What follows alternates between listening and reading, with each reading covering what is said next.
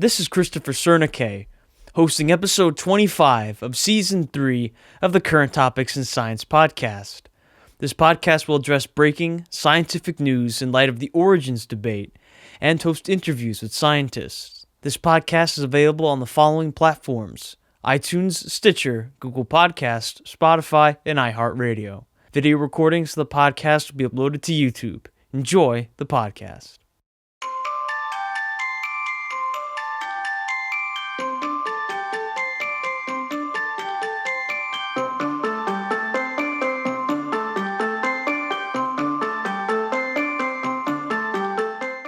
Today on Current Topics in Science, we have the honor of hosting Charlie Wolcott. This is the fourth part in a four-part series with Charlie. Charlie studied computer science at the University of Texas at El Paso, and he's certified to teach math and physics for both middle and high school. He's also a graduate from the Sharp Institute for Biblical Worldview Studies of the Creation Truth Foundation, where he was commissioned to teach about the importance of having a biblical worldview. Charlie has always had a passion for the Lord, and he was raised in the mission field. He helped his parents for over 2 decades as they served with international family missions, and he's the leader of a Bible study group at his church. He's a member of Worldview Warriors, and he speaks at conferences, church events, and Christian schools. He's a teacher and author of several books such as 10 Reasons to Believe the Bible and The God of the Psalms. Charlie has Asperger's syndrome, which is a high-functioning form of autism. When he was 6 years old, he was told that he would never run, and that he'd probably never live on his own, drive, or go to college. His testimony did not turn out that way, though, as he is currently teaching AP Physics, which is considered to be one of the most difficult of all the AP classes. And so by grace, Charlie has done all these things and more to the glory of God. And now, without further ado, good afternoon, Charlie. How was your day, and how are you doing? Been a great day. It's been a great 3 sessions so far, and I'm looking forward to this finale. Thank you, Charlie. It was a pleasure going through part 1, part 2, part 3, and here we are, part 4. This is the finish line. Here we go. And so since this is Current Topics in Science, we're going to quickly look at this week's current topic. In each part of this 4-part series, we've been looking at an article called Radiometric Dating Puts Pieces of the Past in Context. Here's how. The article continues by saying, other advances which have made radiometric dating techniques cheaper and more precise send researchers back to the lab to reanalyze artifacts, says Susan Pilar Birch, an archaeologist at the University of Georgia in Athens. And more samples and more precisions yield more refined chronologies. By radiocarbon dating 100 samples from a mountaintop site in southern Peru, for instance, Williams and his colleague determined that the site was occupied for more than 4 centuries. It sounds like radiometric dating techniques are continually updating. So, Charlie, what do you think of these advances? I actually like these kinds of advances. Okay, I like the ideas that equipment is getting cheaper and we're able to get further into the study.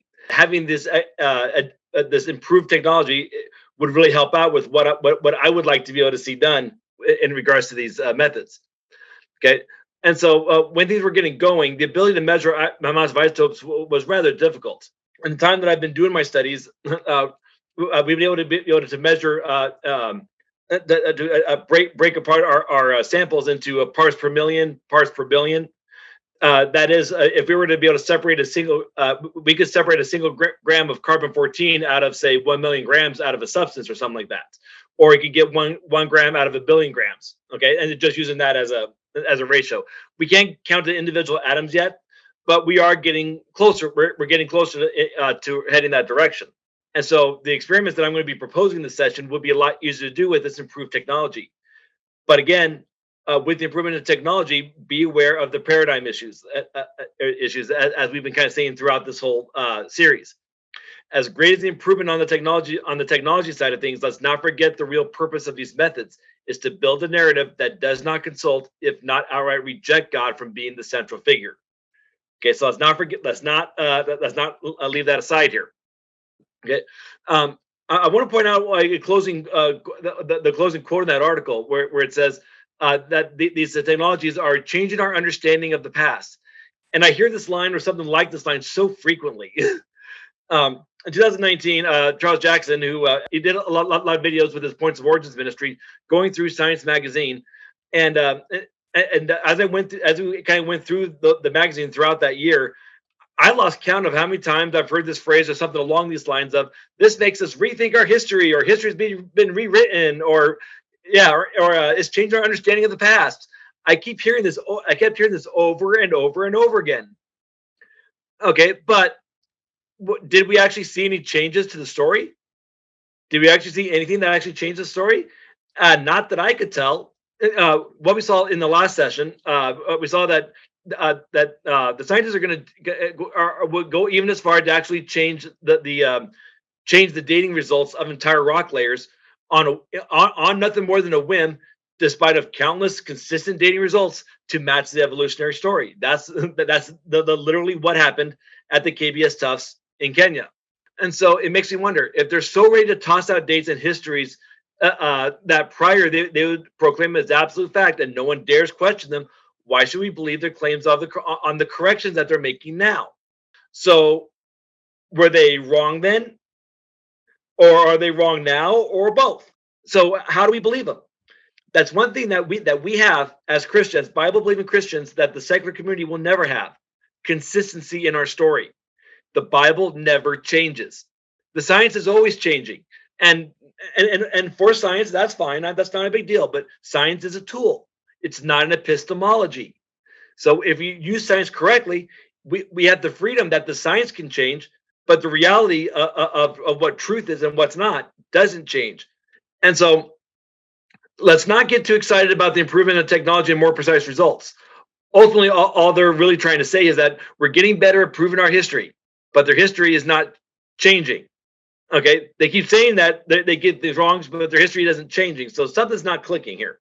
They're not any closer to finding the truth, and they're still in defiance of the truth of the true history revealed in Scripture. Thank you so much for covering that article, Charlie. And speaking of updates, you made me aware of the fact that you're actually doing new research on radiometric dating. In preparation for this interview, we spoke about how you've been doing mathematical analysis of the dating methods. Can you please share your results with my listeners and me? So I gotta be upfront here. This is a very technical topic, and on top of that, my work is not really ready for publication. Okay, because there's so much more I got to do on it, but I can give you a sampling of what I'm working on and the direction that's going to be going.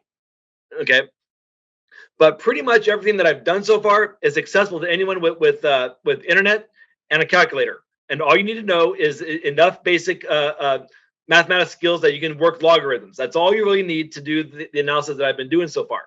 So it's very doable, but very few people actually have the mindset needed to be able to think to go this way. So where it really started, it was about 2013. Yeah, it was about 2013. I came across an article that was written back in 2011 about the DNA having a decaying half-life of 521 years. Okay, and this made big headlines. It was from National Geographic, and okay, and it's another scientific thing, and it was interesting. But when they started saying that DNA could still be recognizable after 1.5 million years, and it will completely disintegrate after 6.8 million years, my skills in math and my mathematical thinking brain said something's not clicking here. So I began to go check this out and began to crunch some numbers. So if DNA broke down, if the nucleotides broke down at a half-life of 521 years, then DNA would essentially completely disintegrate within 19,000 years.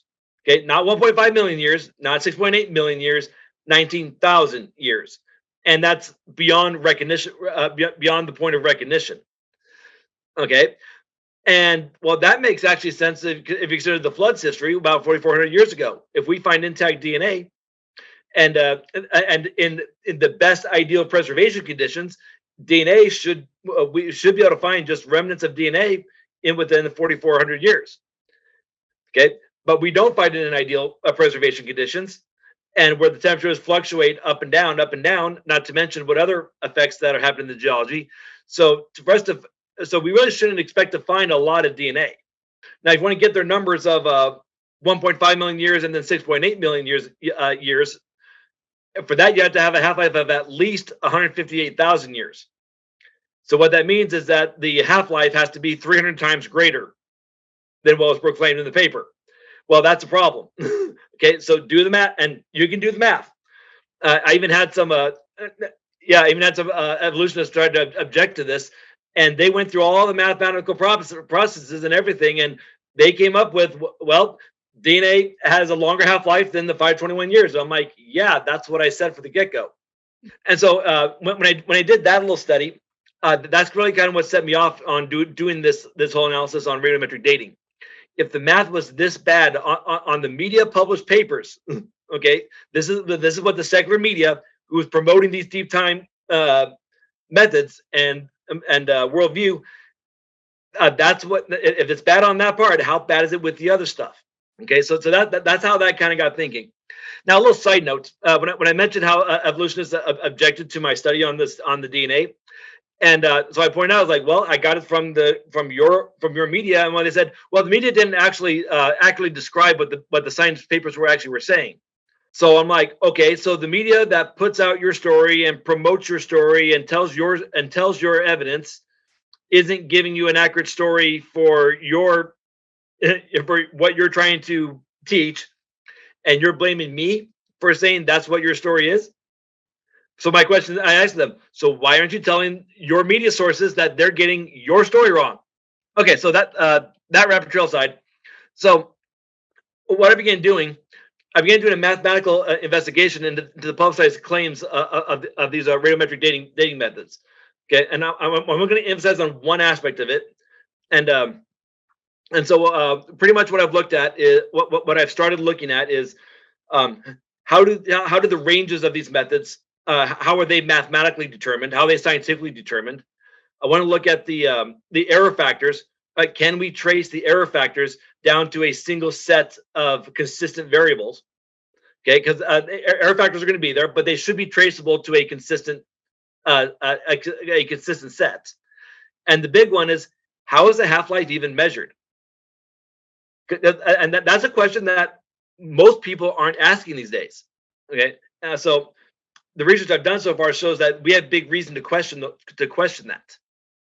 Okay, Ray team did suggest that the decay rates can accelerate; they play a factor, and that's fine. John Woodmore actually even suggests that based on pure mathematical statistics, some of these consistencies could be as a result of just pure chance. And I think I think both groups have something to look at there, but so far we haven't either had the time or the energy or the personnel or the data to actually really dig into that. That's the problem that I have in my research, is that I don't have enough data to really get into what I really wanted to be able to do. Okay, so what I'm going to be focusing on today, focusing for this session, is what I've been looking into as to how the half-life is determined. And there are two primary devices that have been used. One is the Geiger counter, and another is liquid scintillation. But I'm going to focus on the Geiger counter just for the sake of argument, and also for the sake of time for this session. Okay, so that's actually really cool. So it sounds like you're using a Geiger counter in your research. And I'm wondering, could you please explain, like, what exactly is that device? How does it work? And then what can be discovered with it? Yeah, so it's really interesting. So I've got not one, I've got two 10-year-old Geiger counters. And at the same time, I don't have any radioactive material to work with yet. I want to get there, but I haven't had the means yet. So in principle, the way the Geiger counter works is that the scientists will put put their radioactive sample.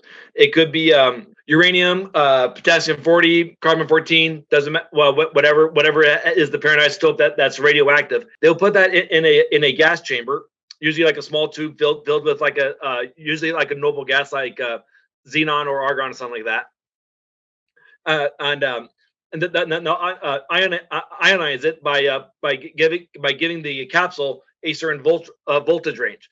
But a very critical thing is that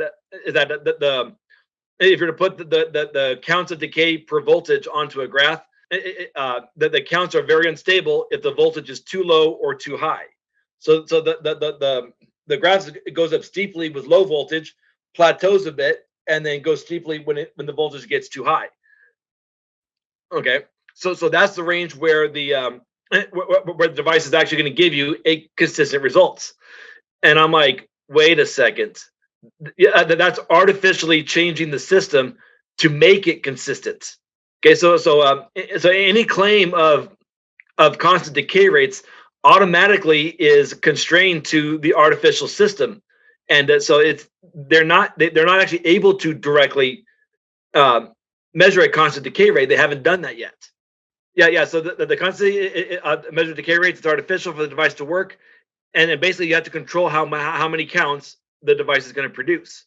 So when when the radioactivity takes place, the decay products will expel from the sample, strike the gas particles, and that will ionize them, make them charged. Okay, the voltage will then zap those ionized gas particles, and then it will discharge, and that's what officially counts as a decay count. Okay, so it's completely indirect.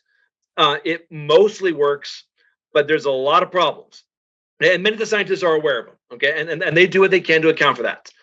One issue is surface area.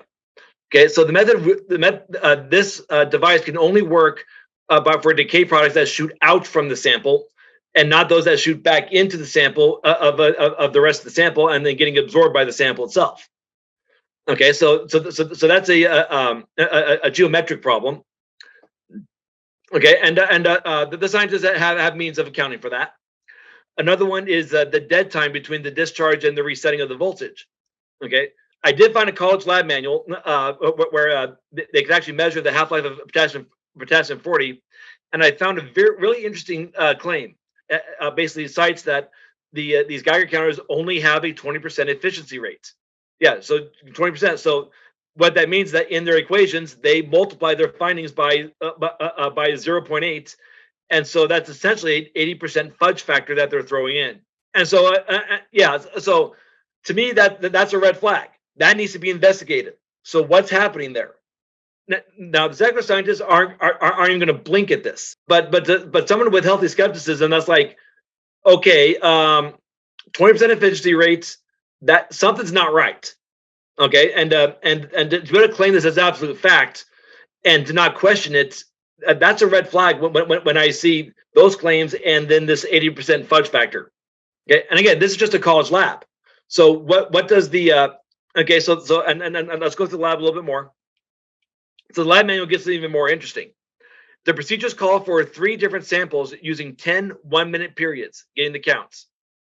10 1-minute periods. So they're observing 3 different samples for no more than 10 minutes each on a sample that supposedly has a 1.3 billion year half-life. So I'm like, that's a real small observation time. So I actually started crunching some numbers. Okay, so if they are using only 10 minutes to observe the decay rates, okay, uranium-238, and I'm going to give them the benefit of the doubt, and I'm going to say they're going to measure for 30 minutes out of a 4.5 billion year half-life. We're talking about 0.00000000000127% of that half-life. That's 12 zeros of a decimal point. Potassium argon, 30 minutes out of a 1.3 billion year half-life. 12 zeros, 0.39% of a half-life. Rubidium strontium, 30 minutes out of a 47 billion year half-life. 13 zeros before the 1.12% of a half-life. Carbon 14, 30 minutes out of a 5,730 year half-life, much smaller. 0.000000996% of the half-life. So 9.6 times 10 to the negative 7th% of a half-life. And so I'm like, who on earth would accept such small sample spaces? Now, again, this is a college lab. This is not necessarily what the actual scientists observed. They probably put these in these devices and count for much longer time periods. But how much longer? Because when I've asked people who say, like, we've used the system, okay, so how much have you done? How much have you tested this thing? How long are these things being observed? They still can't answer that question. But if I'll need to crunch the numbers again. But let's have the system run for an entire day. Would that number change significantly in this case? No, it wouldn't. It'd still be an extremely, extremely small percent of that half-life. And I've even got word from a nuclear engineer, which I will explain, which I will get into that quote in a little bit. The professional scientists who do this on an annual basis, if not more frequently, they are at best observing 0.0000001% of that half-life. So which statistician on this planet could you think of who would ever accept that kind of sample space and project and allow the projection to all these deep times and consider that to be constant half-lives? Okay, so obviously there's red flags here. Now, does this prove that they're invalid? If they were truly constant, if they were truly consistent throughout this whole time, this would be okay. If they were truly consistent, but so there's more. There's definitely more I need to do in this regard, and so I do have some experiments that I'll get into in just a few minutes. But that should be enough to answer that question at this time. Thank you, Charlie. So it sounds like this research is probably going to have some drastic implications for the radioactive dating ideas. Now, you mentioned that there was a quote you wanted to bring up, so my next question was, are there any others who are voicing concern on these methods? Yeah. I brought this up to the Creation Truth Foundation while I was doing my my cadre training in 2013, 2014, 2015. They had never heard. They'd never heard of the angle that I'm taking. And some of these guys are personal friends with the guys that got at the rate team in ICR. When ICR came to El Paso in 2018, I mentioned this to Frank Sherwin and to Jake Hebert, but Frank Sherwin was very interested in what I'm looking at here. Okay, and unfortunately, I can't push forth any further exploration of this too much because I just don't have enough data to work with.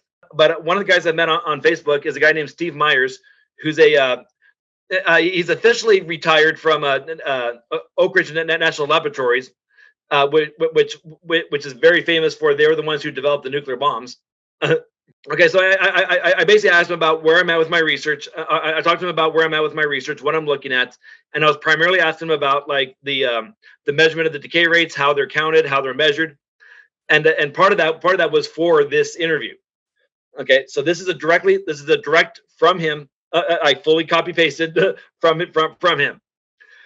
Okay, so different methods have different applications and different limitations.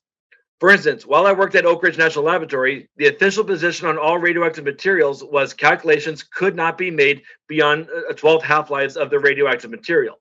Okay, so for carbon-12, that limitation is 68,760 years. Of course, if you look at the wiki article, it lists the half-life as 5,730 plus or minus 40 years. That is a very poor accuracy for something used on important measurements. So next, you have to know what you started with if you want to make an accurate calculations. That is not possible with any calculation of more than several hundred years. It is simply a wild guess to say nothing has changed since the origin of the material. Yes, consensus science is only the consensus of the leadership.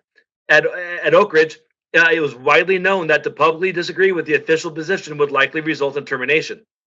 My supervisor warned me to keep my opinions to myself since I was a believer. He was a believer also and respected my abilities. The National Nuclear Data Center maintained the official list of radioactive material half-lives. While at Oak Ridge, I could access the official list and update my list of radioactive half-lives. No decay calculation is possible without accurate knowledge of the half-life of all the daughters of the parent radioactive isotope. The values did not change significantly each year, but many did change each year. Whenever I made an official report of my calculations, I always listed the half-life of the radionuclides I used in my calculations in my table of assumptions. Atheists do not list any assumptions, apparently assuming that every value they used was a scientific fact, not an assumption. Many of the values used in radiometric calculations have never been measured for more than 0.0001% of the half-life. So there's a lot of issues going on here that this guy saw directly at Oak Ridge National Laboratory. He continues on. So in my work at Oak Ridge National Laboratory, the radiation engineering staff did many half-life measurements. They took a single sample and measured it multiple times to get an average activity of the sample. Part of the reason for taking multiple measurements was the accuracy of the measuring devices was not great. The accepted accuracy of most measuring devices was generally accepted to be plus or minus 20%. Some of the devices had a stated accuracy of plus or minus 2%. So multiple measurements were supposed to correct for the inaccuracy of a single measurement. So yes, the value varied, and sometimes it varied considerably. And they actually depended somewhat on what you were measuring.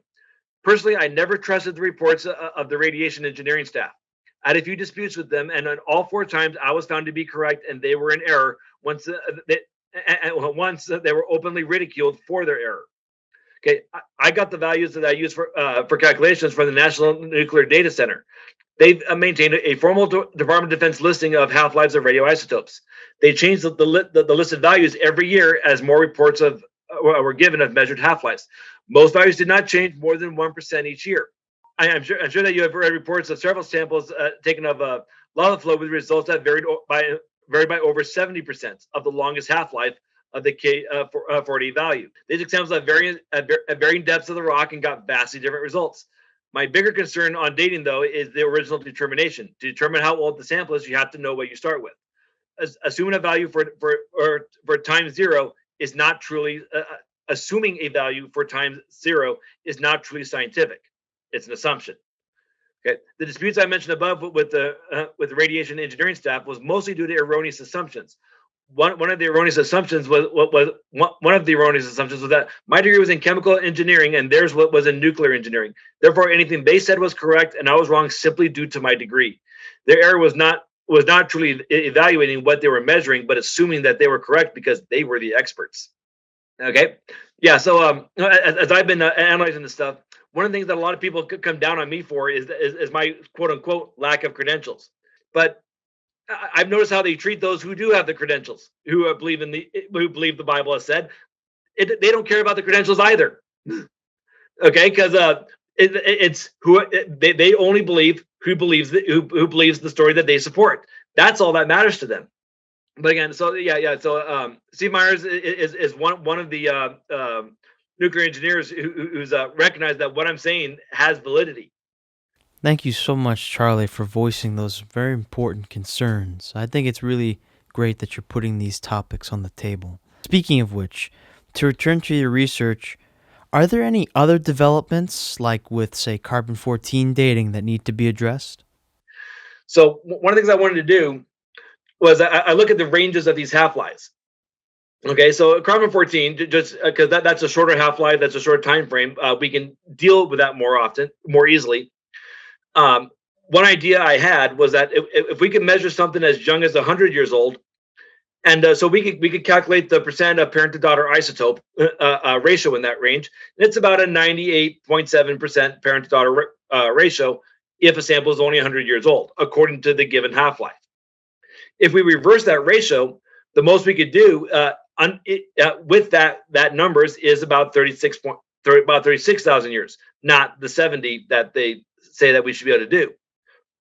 Okay, but if it took the limits of the method at 70,000 years at 12 half-lives and reverse that ratio of parent-daughter, then we should be able to date something as recently as 2 days ago. But then I went to study carbon-14 a little bit more detailed and how it's measured and how it's dated, and they don't actually directly measure parent and daughter isotopes because the daughter isotope is indistinguishable from normal nitrogen, and I'm like, well, that approach won't work for that one. And that's okay. And so that's an example of me looking at the maze, and I took a turn and found a dead end. So back up, move on. But I still got the map to the maze. So, and then another issue with this approach is with the deep time methods is that their time limit scope has an upper limit of about 4.6 billion years old. They have half-lives of uranium has a half-life of 4.5 billion years. Potassium-40 has a half-life of 1.3 billion years. Rubidium-strontium has a half-life of 47 billion years, yet they can't date anything more than 4.6 billion years. All three of them with different half-lives. The upper limit is 4.6 billion years old. So I'm like, wait a second. Why that figure? The answer is real simple. That's their story for the age of the Earth. And so that's one aspect. The other angle I want to look at is the plus minus error factors given for these dating methods. And so when I read Grand Canyon, Monument to an Ancient Earth, they complained about creationists not using the plus or minus figures when dealing with the proclaimed ages that they're analyzing. But how often do secularists use them? And are they aware of the discrepancies of their own plus or minus factors? When you can get as small as 1% of 1% of error factor versus a 25% error factor. Are you sure you want to be complaining about this? However, what I want to see is are these plus or minus, are these error factors do they come out of a result of a consistent use of proper scientific procedures? Okay, is that error factor a result of this machine has a error factor of this much, and therefore we can count for all that? But if they're all over the place, then where's the error coming from? Okay, so that's one of the things I want to mathematically analyze. And when we look at the moon rocks, it's all over the place. One of the things that they don't give us is the full table. The moon rock seems to be the only exception that I've been able to find so far, but we almost never get access to the full table of all the data results.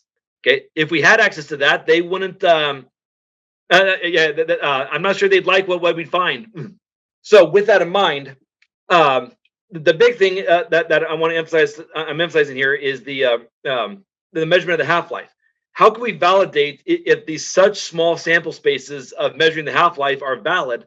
How can we verify that that's true? Well, the easiest way to do that is to actually examine the actual physical decay of the substance. Okay, does the actual physical decay match what we see? And when I'm talking about physical decay, I'm talking about a actual measurement by gram decay process. So carbon-14 with a half-life of 5,730 years, if that half-life is truly accurate, then in a span of 3 days, we should be able to physically to be able to measure a physical decay of that sample by 1 millionth. Okay, that's 1% of 1% of 1%. Okay, so if you get a kilogram of the stuff, then in 3 days it should have decayed by 1 milligram. Okay, and we have the technology where we could do that.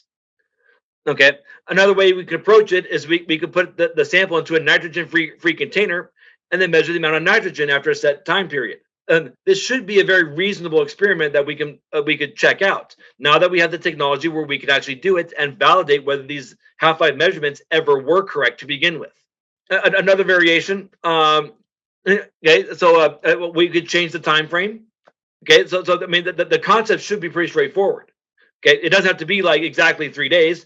Okay, make the experiment last a week, make it last a month. Okay, figure out how much time frame, how much of a decay you should have of your sample, and measure the grams of that. Let it do its decay. Measure the change. We have the technology. We can be able to pull that off that experiment. Could we have done that 100 years ago?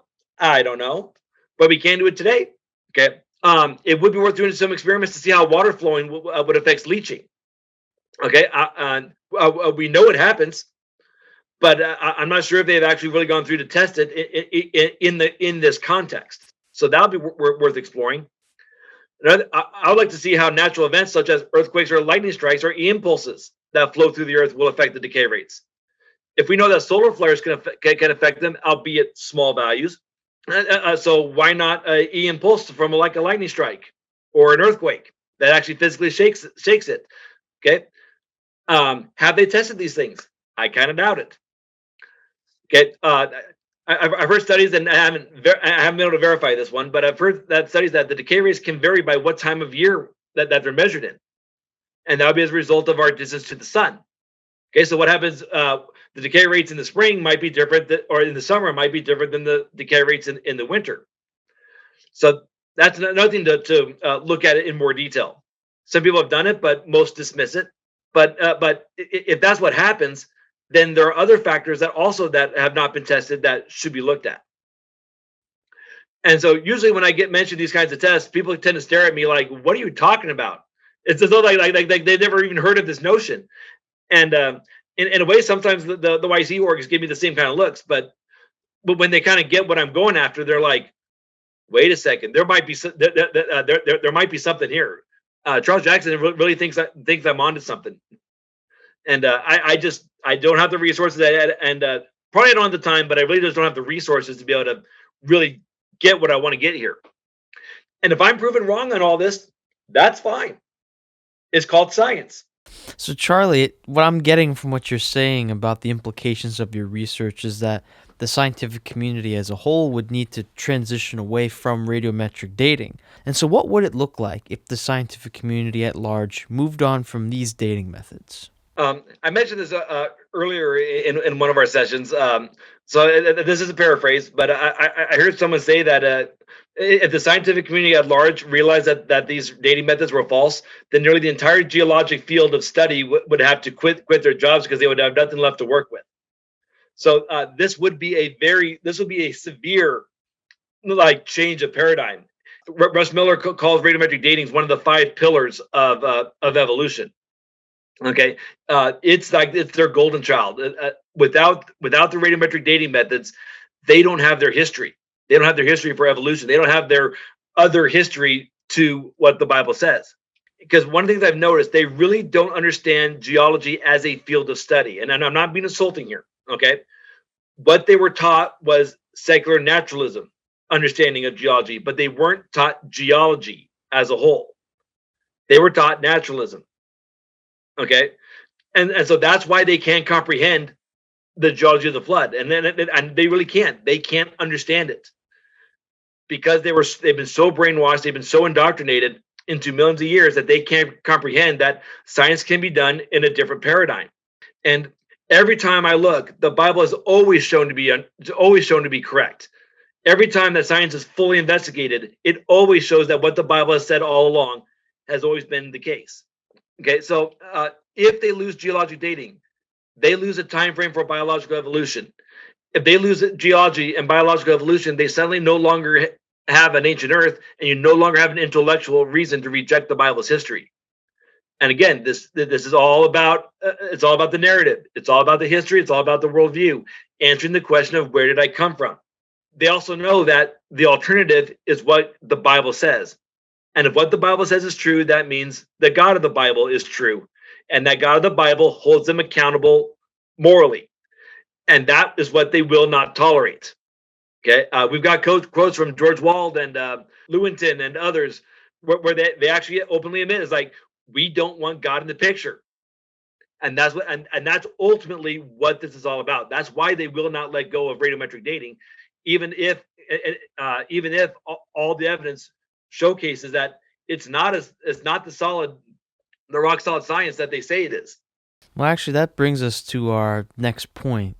I think it's important that we let listeners know this isn't just a negative case against radiometric dating, that there are other solutions to the problems that radiometric dating is trying to solve.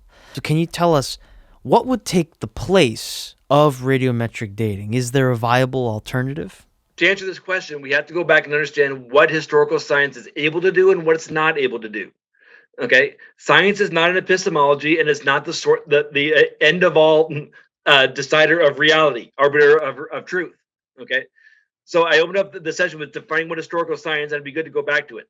So your forensic science is only as good as the assumptions that go into it. Those assumptions are only as good as the written historical records that we have about past events. Okay, so in this world system, should radiometric dating ultimately get disproved to the point where they can't hold on to them any longer, they're going to come up with another method, another suggestion that has an anti-Genesis history to replace it. Okay, so that's what's going to happen. Okay, something else that needs to be understood is that whenever anything is dated and there's no direct history to corroborate it, the dating is really just guesswork. Especially when we're dealing with archaeology. Okay. The American.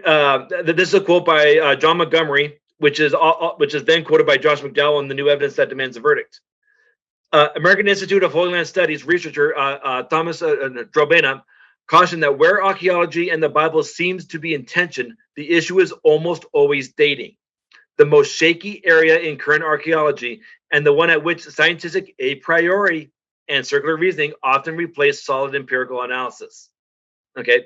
For those who have seen the Patterns of Evidence series, especially the first one on the Exodus, excellent series. Pay attention to the arguments of all the skeptics that say that the Exodus could not have happened. Every single one of them had one argument: the dating. They didn't have anything else. They had nothing else. The only reason they said that what was right in front of them was not evidence for what the Bible recorded for both Joseph's time in Egypt, through the plagues, through the Exodus, and through the conquest of Jericho. The only thing they had to stand on was the dating methods, when everything else matched exactly what the Bible was describing. Okay, so so people say that the dating methods, these are just secondary issues. No, these are primary issues, because these are worldview issues. Okay, so yeah. So the top archaeologists in the world, they recognize that this is the issue. It's dating. It's the history. Do we believe the history or not that God gave, or do we insist on believing something else? That's the debate. So, what would I replace the dating methods with? To find, if I have come across something that I don't know how old it is, what would I replace it with? All right, so yeah, so that's really kind of yeah. So again, you got to go with the history. The written history is the most reliable means of actually analyzing historical events. If we don't have the written history, then we really don't have a lot of grounds to stand on. Okay, and especially when we're trying to make up a history that is in direct conflict to what the Bible actually said. The Bible history has been right every step of the way in every regard to archaeology. So why would we not trust it when the Bible's history is perfectly reliable right up to the time of Abraham? So why would we reject it for the first 11 chapters?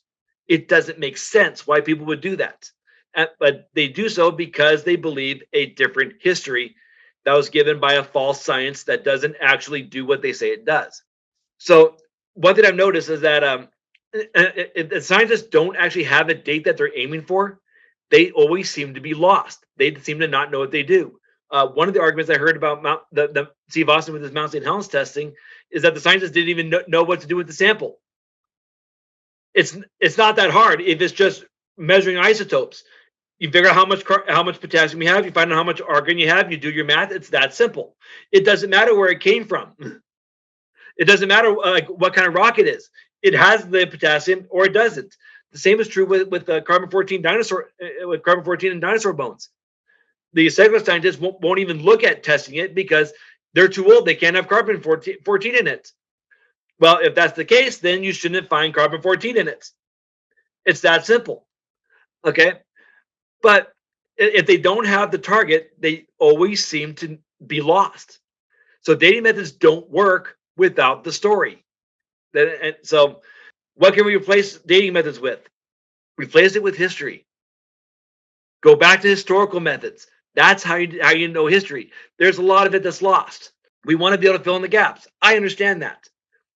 But you can't make something up and call it science. And that's what we're seeing all the time here. So, Charlie, we've actually now come to our final question in our 4-part series together. You know, something you actually just mentioned, science. A lot of the early scientists, they felt that their research was bringing glory to God. And so from your own personal experience, how have you seen the glory of God in your scientific studies? It doesn't matter where I turn, it doesn't matter what field of science that I'm studying, I see God's signature all over it. But the more that we learn, the more we fully investigate this, the more things that I'm seeing that God's record is being revealed more and more. Okay, I notice that even the secular models are kind of changing, and they're becoming more conformed to what the Bible says, even though they refuse to give God credits, including the ones that claim to be Christians. Okay, and so just one example, the secular models regarding of how the Grand Canyon layers were even formed is by rising and falling seas. Okay, there's a lot of problems with that, but when you deal with when you deal with it over a long time period, but just ignoring the time factor ignoring the time factor for a moment, that looks exactly like our models would have with the rising floodwaters and a result of the tides during the 40 days of rain and then 150 days till the deep were closed. That's exactly what we would expect, rising and falling seas in that regard. Okay, and with the tides. Okay. And so their models, I mean, as much as they hate our models, they're looking like more and more like it's ours. Okay. Only their models have big problems such as they don't have any factors of bioturbation or erosion factors in between those layers. They got some in a few sporadic places, but not enough to get for millions of years worth. They don't even have enough for a few 100 years worth. Okay, so but even in man's rebellion against God, even sinful men, as they're trying to defy God, they can't help but glorify God. They can't help it.